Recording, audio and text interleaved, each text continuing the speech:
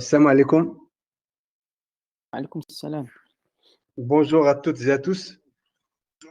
Je tiens à remercier tout d'abord le Centre marocain de l'innovation en éducation, l'association Alice, pour l'organisation de ce datathon, la première fois au Maroc, dont on est fier de participer. Je vais essayer de présenter quelques éléments d'une recherche collective qui a été faite par un groupe d'enseignants et d'inspecteurs organisé par notre observatoire à Agadir en 2018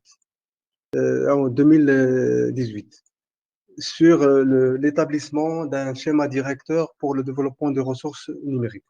Comme vous le savez, plusieurs études et recherches du Maroc qui ont été faites par les inspecteurs et par des étudiants universitaires que la majorité des ressources numériques développées par les enseignants au Maroc, les enseignants innovants, sont surtout des ressources basées sur le contenu. Il s'agit uniquement de la digitalisation du contenu et en quelque sorte, on reste dans la transposition de l'analogique au numérique en termes de ressources numériques. Donc, on digitalise les ressources directement, le contenu pédagogique. Et là, nous avons, dans l'observatoire, été amenés, interpellés à réfléchir sur l'élaboration d'un schéma directeur sur le développement des ressources éducatives numériques, tenant compte d'autres critères autres que le contenu, à savoir les compétences du XXIe siècle sur lesquelles se base la refonte du curriculaire adoptée par le ministère de l'Éducation nationale. Donc, je vais parler un petit peu du contexte dans lequel a été réalisé ce schéma directeur. Ensuite, je vais aborder un deuxième point sur les ressources éducatives numériques d'une manière générale et les critères de sélection, etc., critères de développement. Ensuite, je vais aligner les compétences du XXIe siècle à l'usage des ressources numériques actuellement. Et puis, je vais conclure par une relation ressources pratiques et compétences. Alors, comme vous le savez, les technologies de l'information et de la communication, ils ont bouleversé plusieurs choses dans notre vie. Ils ont induit aussi des changements dans notre vie, à savoir l'accès à l'information et au savoir, à savoir ils ont bouleversé les repères temporels, spatiaux, didactiques et même sociaux. Ils ont même induit un changement culturel profond dans notre vie quotidienne. Donc, tous ces changements induits par les technologies sont une réflexion pour réfléchir sur les dimensions du nouvel écosystème d'enseignement-apprentissage qui est en train de se construire à l'heure du numérique.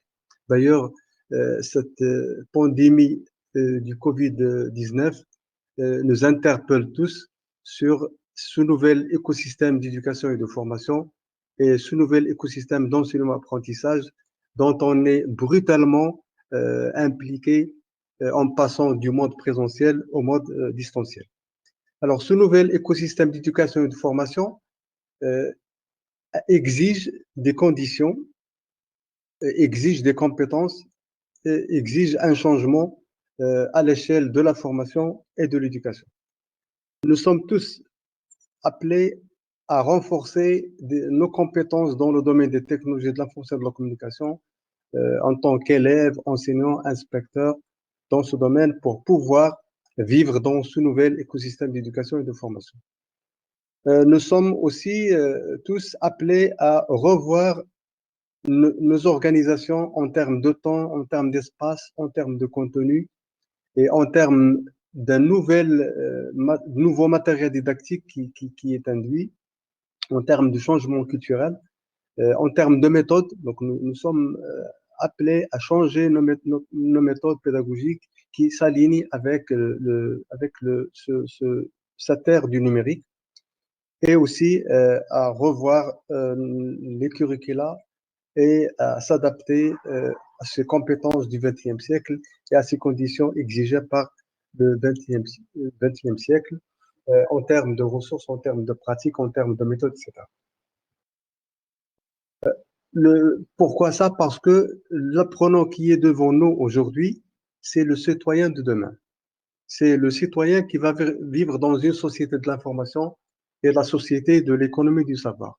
Donc, on doit le préparer à l'avantage pour aborder cette ère du numérique parce que, comme vous le savez, euh, presque 80% des métiers qui existent aujourd'hui vont disparaître prochainement. Et il y aura d'autres métiers qui vont apparaître avec le numérique.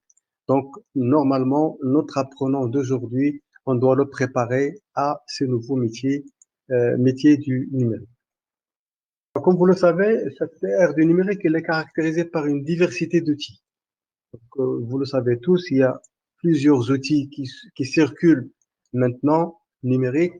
Il y a aussi une diversité de ressources numériques qui circulent. Et puis, il y a une diversité à travers ces outils, à travers ces ressources. Ils permettent aussi de diversifier les situations d'enseignement-apprentissage.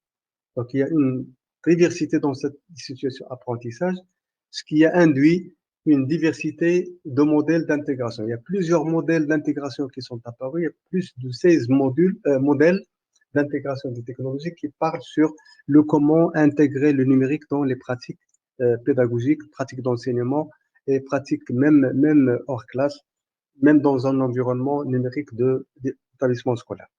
Donc, cette diversité nous interpelle tous et nous interpelle surtout à se focaliser sur le commun qui est les ressources numériques. Un élément commun à tous aussi qui est les ressources numériques et comment on peut utiliser cet élément commun dans nos pratiques pédagogiques. Donc, comme vous le savez, une ressource numérique, c'est un contenu, c'est un service associé, c'est un outil-service numérique qui est normalement utilisé dans des activités spécifiques d'enseignement, apprentissage pour réaliser des objectifs, pour acquérir de connaissances, etc. Et ces ressources-là, ils sont caractérisées par plusieurs caractéristiques, à savoir une ressource doit être interopérabilité. Alors, on dit par interopérabilité cette capacité de la ressource à être développée par une organisation dans un environnement technologique donné et sa capacité à être utilisée par d'autres organisations et par d'autres environnements technologiques. Donc, la ressource, dès maintenant, quand on conçoit une ressource, quand on réfléchit à la conception d'une ressource numérique, on doit penser à ce critère d'interopérabilité. Le deuxième critère des ressources numériques éducatives numériques, c'est l'accessibilité. Et bien sûr, ces ressources doivent être capables d'être identifiées, d'être recherchées et d'être livrées d'une manière très distribuée pour pouvoir être utilisées par les internautes. Un autre critère de ces ressources numériques, c'est la durabilité. Et les ressources numériques d'enseignement, apprentissage peuvent affronter les changements technologiques et donc minimiser, tout en minimisant les fractures durant le développement. Donc, ils doivent être durables et réutilisables pour des actions pédagogiques. Une ressource numérique aussi doit être pertinente. On doit évaluer la pertinence pédagogique d'une ressource. Ceci nous permet d'identifier le contexte pédagogique de ces ressources et le contexte d'apprentissage de ces ressources et la pertinence avec les objectifs, avec le contenu, avec les curricula en vigueur. Il doit permettre aussi la collaboration. Une ressource numérique doit permettre cette coproduction et l'échange dans l'enseignement et l'apprentissage et permettre aussi d'approfondir les connaissances dans une équipe ou une communauté de pratique. Une ressource aussi numérique doit reconnaître la propriété intellectuelle. Et ça veut dire qu'un développeur d'une ressource numérique doit respecter les droits d'auteur et doit mentionner tous les éléments qu'il a utilisés dans la ressource et qui ne lui appartient pas. Il doit mentionner, bien sûr, les droits d'auteur, mentionner les auteurs de tous ces éléments-là. Une ressource numérique aussi doit être réutilisable et adaptable. Ce critère permet de la réutilisation des ressources d'enseignement-apprentissage à différentes fins, à différents objectifs, dans différentes applications, dans différents produits, dans différents contextes et aussi dans différents modes d'accès. Donc, on doit tenir compte de toutes ces propriétés-là lorsqu'on pense à la production d'une ressource numérique. Le développement d'une ressource numérique éducative, bien sûr, nécessite une pertinence à différents niveaux.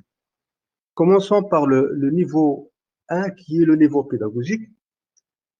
Alors, on parle de ce niveau en identifiant la qualité et la pertinence par rapport à son projet, quand on développe un projet pédagogique, par rapport aux classes, par rapport aux outils, au profil des apprenants, par rapport au programme, par rapport aux compétences visées, euh, compétences visées dans la production de la ressource numérique, euh, en faire quelque chose, en créant quelque chose, en consultant, en exploitant les données, en publiant, etc.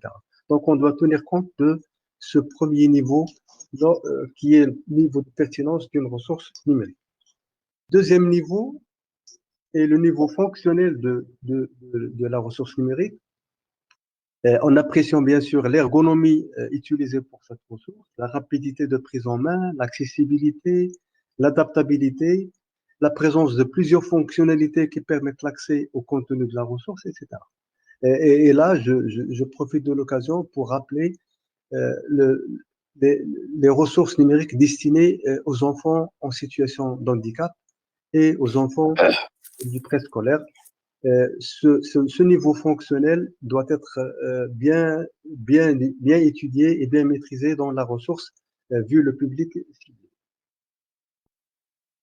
Puis le troisième niveau, qui est le niveau technique, en vérifiant bien sûr que les ressources sont compatibles avec les équipements de l'établissement, avec les équipements auxquels est destinée la ressource, avec l'espace numérique en usage, de travail, etc. Le quatrième niveau, qui est le niveau juridique, bien sûr, en s'informant sur les droits d'utilisation et de la réutilisation de la ressource, et en s'assurant de l'absence de la publicité sur le produit. Et puis le cinquième niveau, qui est le niveau économique, bien sûr, en se renseignant sur la licence et sur le modèle d'acquisition que va aborder M. Soub dans la prochaine présentation, Inch'Allah. Donc, lorsqu'on développe une ressource numérique, on doit s'arrêter sur les différents niveaux et étudier la faisabilité de l'exploitation de ces niveaux dans le développement de la ressource numérique pédagogique. Alors, les ressources numériques, comme vous le savez, en plus de ces caractéristiques, il faut se baser, parce qu'on a vu dans notre étude que la plupart des ressources sont développées uniquement sur le contenu. Et vu la refonte du curricula basée sur le développement des compétences du XXe siècle, normalement, on doit aussi tenir compte, lorsqu'on veut développer une ressource numérique, tenir compte des compétences du XXIe siècle, qui sont d'ailleurs catégorisées par une recherche, par le rapport du développement international, qui sont catégorisées en trois grandes catégories de compétences. Alors, il y a d'abord les compétences agir au quotidien, qui sont en rapport avec tout ce qui est langue, tout ce qui est mathématiques, tout ce qui est sciences, technologie, finance, multiculturalité, civisme. Donc, tout le savoir qui permet d'agir au quotidien. Deuxième catégorie des compétences, c'est savoir-faire. C'est aborder les compétences du monde. Et là, toutes les compétences en relation avec la résolution de problèmes, avec l'esprit critique, avec la créativité, la communication, la collaboration, toutes ces compétences sont en rapport avec, normalement, les ressources numériques qu'on peut développer doivent faire apparaître le renforcement de ces compétences. Troisième catégorie de compétences qui est s'adapter au monde. Vous savez, le numérique permet de vivre avec autrui, permet de vivre d'autres cultures. Et donc, il faut développer chez nos apprenants une troisième catégorie de compétences. Troisième catégorie de compétences qui est la curiosité, l'initiative, l'adaptabilité, etc. Et puis, on doit tenir compte aussi de l'état d'apprentissage de l'apprenant lorsqu'on veut développer une ressource numérique. Alors, comme vous le savez, il y a 4 états d'apprentissage dans l'action enseignement-apprentissage. Nos apprenants peuvent être dans un état passif et peuvent être dans un état actif, dans un état interactif et dans un état créatif. Et on verra prochainement comment aligner, comment faire correspondre les compétences avec ces états et les caractéristiques des ressources avec ces 4 états. Alors, comme vous le savez, je me réfère au philosophe Michel Serres.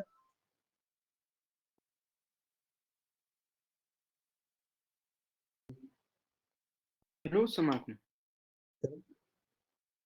عيطوا لي واحد شويه سيدي دابا. Est-ce que vous m'entendez? سي هو اللي كنسمعك سي عبد العزيز عافاك سد الميكرو سي عبد العزيز Est-ce que vous m'entendez? وي كنسمعوك السي كنسمعوك وي Donc, je me réfère à l'idée de Michel Serres. Je crois qu'il y a un écho là.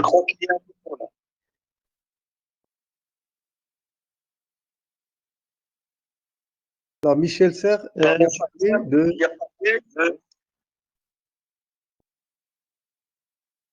de la mémorisation. C'est-à-dire que avant l'écriture, on mémorise tout dans nos cerveaux. Une fois que l'écriture est apparue, on essaie de mémoriser la plupart de nos connaissances et de savoir sur le papier, sur les pierres, sur le bois, etc. Une fois l'imprimerie est apparue, on a essayé de se libérer un petit peu de la mémorisation et de dispatcher l'information dans des livres. Une fois que les technologies de l'information et de la communication sont apparues, tout le savoir est là, dans nos smartphones, dans nos ordinateurs, etc. Et donc, pour lui, il y a une certaine diminution de la mémorisation. On ne mémorise plus. Tout est là devant nous, dans nos smartphones, dans notre ordinateur. Et donc, on ne fait pas d'effort pour mémoriser. Et donc, pour lui, pour le Michel Serres, il y a une certaine énergie intellectuelle qui est emmagasinée, qui existe avec les technologies. Il y a cette énergie de mémorisation qui existe et exploitée autrement. On doit l'exploiter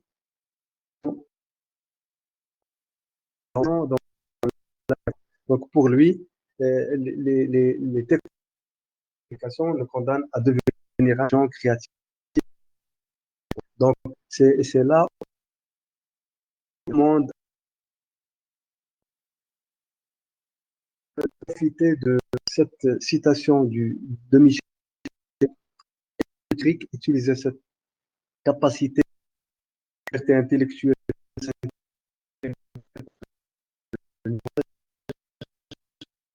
utile pour nous apprenants.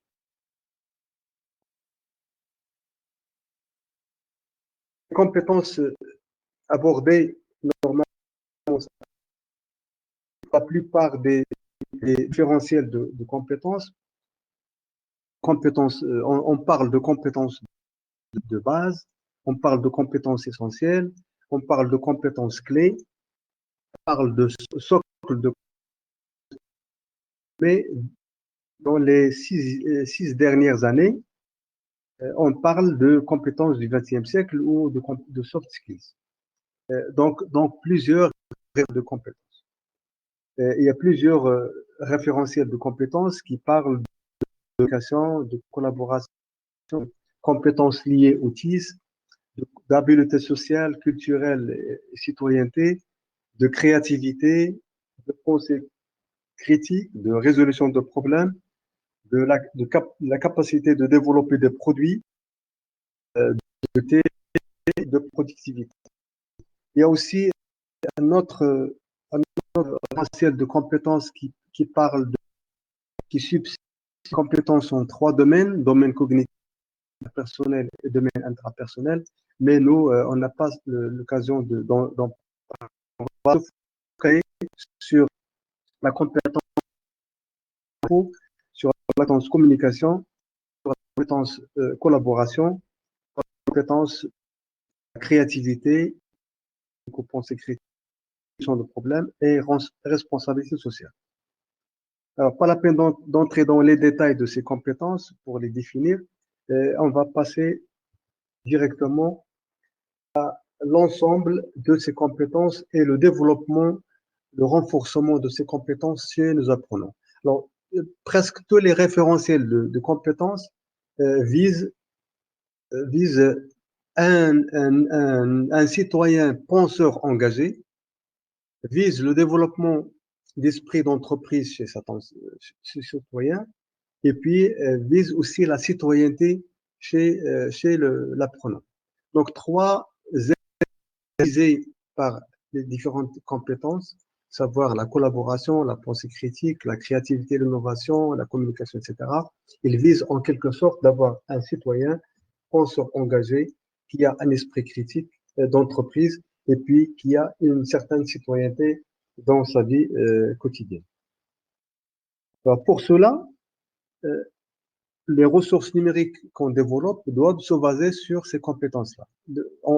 Puisque nos programmes, nos curricula essaient dans leur refonte actuelle de travailler les compétences, les ressources numériques ne doivent pas aussi se baser uniquement sur le contenu, mais doivent faire apparaître le développement de ces compétences. Et aussi, lorsqu'on développe les ressources numériques, on doit penser à leurs usages dans les pratiques de classe. Et pour cela, on doit se baser sur les états d'apprentissage de l'apprenant. Alors, commençons par le premier niveau d'usage des ressources numériques, qui est bien sûr la substitution et qui est la familiarisation avec le numérique chez les apprenants et chez les enseignants, et qui est normalement, on fait du vieux avec du neuf. Toutes les actions qu'on faisait avec le manuel scolaire, avec les matériels didactiques anciens, traditionnels, on peut le faire maintenant en remplaçant ce matériel par le numérique. C'est le premier niveau d'utilisation du numérique. Et là, on est devant un apprenant et qui est en posture d'acquérir l'information. Et l'apprenant, il est passif, il reçoit uniquement l'information. Et dans ce cas-là, les TIS jouent le rôle de motivation, ils jouent uniquement le rôle de motivation, et simplement dans le nouvel écosystème d'éducation et de formation, mais ne permettent pas que de présenter, d'illustrer, de démontrer et d'expliquer. Rien que ça. Parce qu'ils sont dans la phase d'acquérir le savoir à nos apprenants.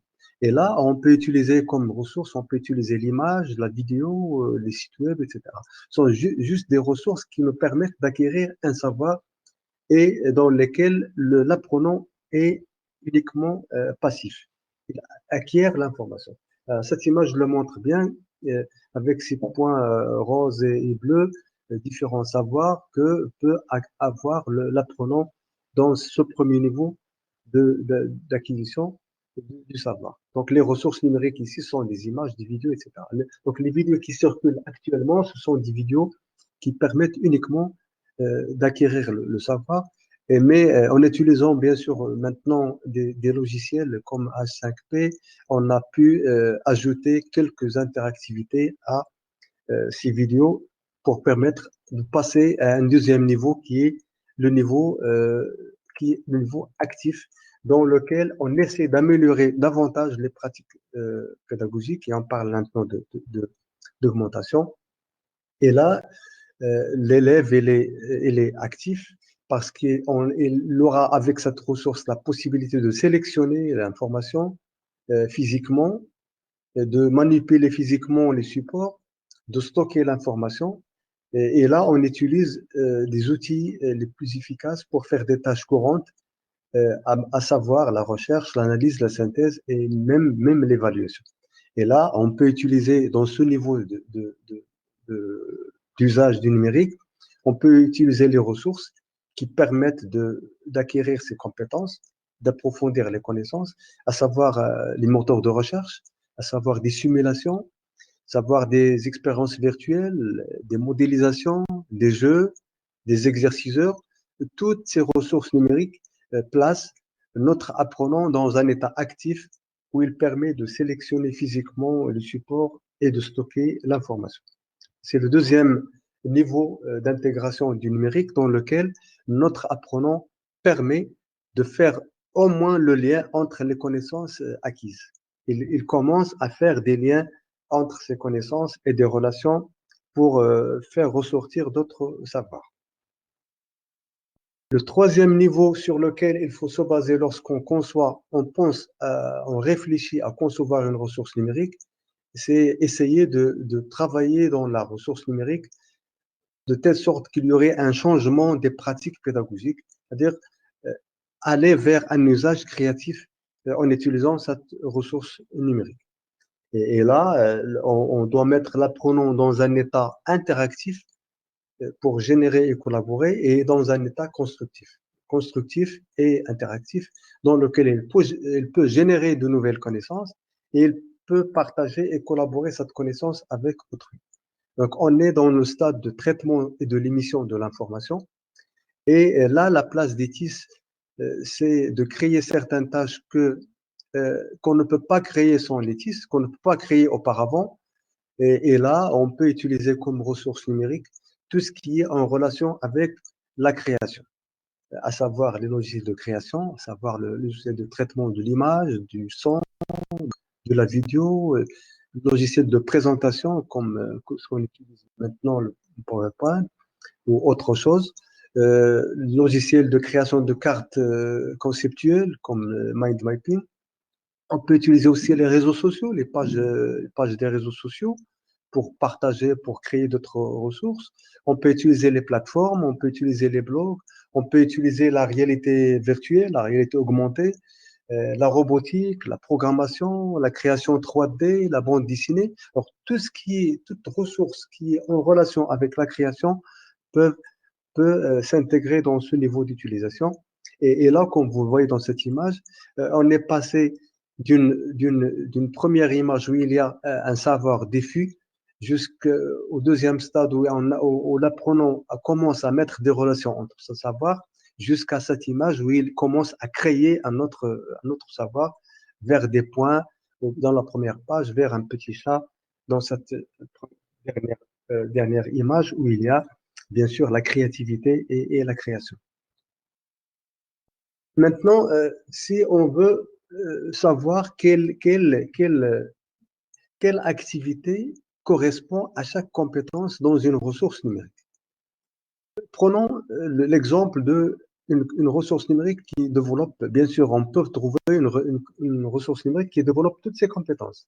Communication, collaboration, créativité, esprit critique, résolution de problèmes, responsabilité sociale. On peut trouver dans une ressource numérique toutes les activités qui développent ces ressources, mais on doit les utiliser selon les niveaux d'apprentissage parce qu'on doit aligner dans notre démarche, aligner objectifs, compétences, méthodes et outils.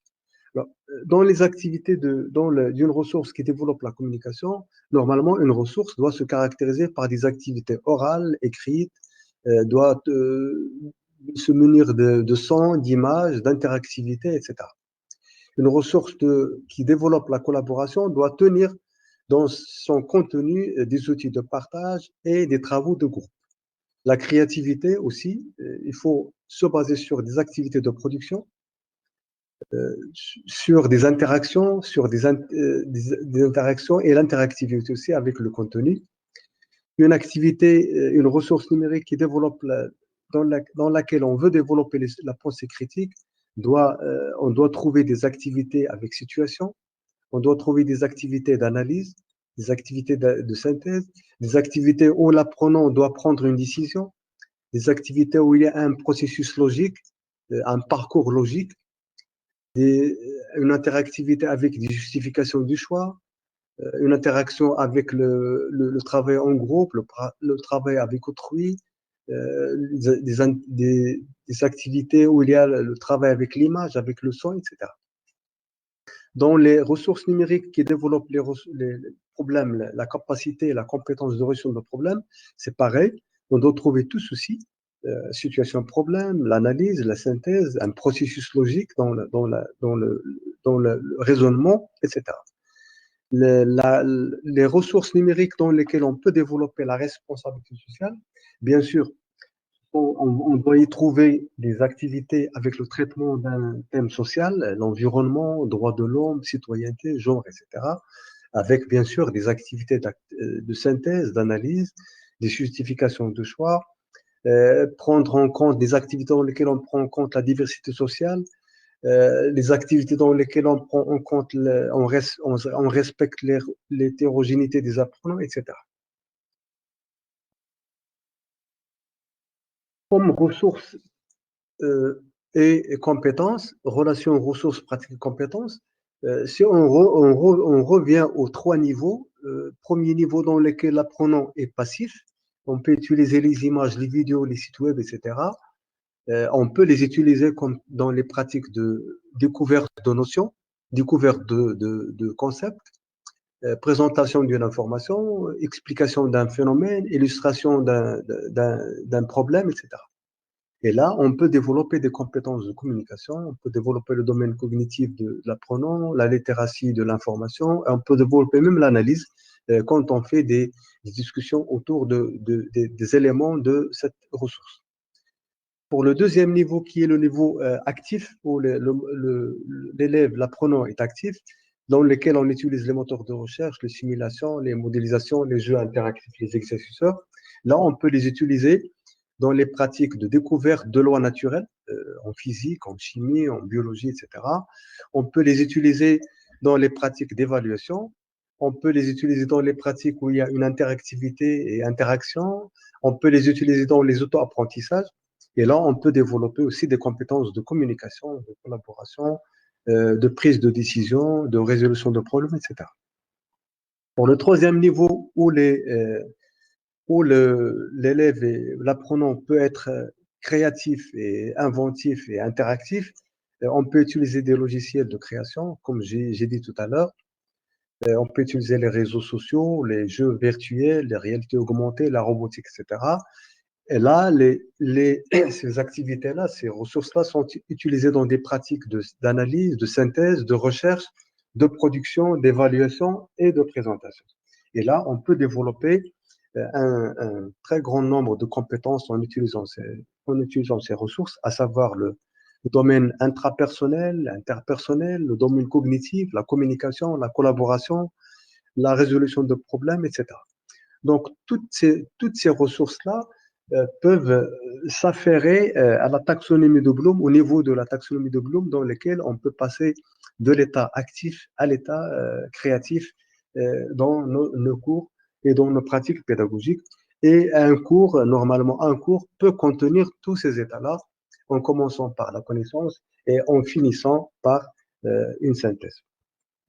Alors, je vous invite à revoir le rapport qui a été élaboré par une équipe de plus de 80 personnes, enseignants et chercheurs et enseignants, inspecteurs, acteurs éducatifs.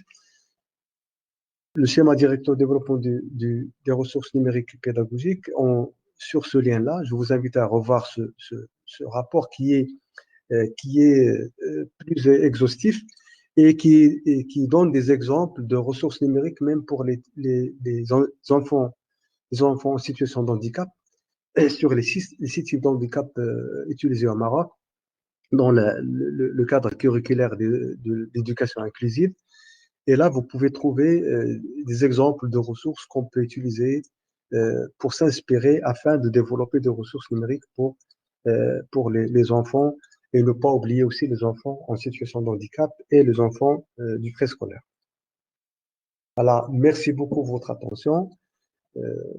Restez chez vous et à vos claviers pour les prochains concours, prochains datathons de développement des ressources numériques. Merci beaucoup.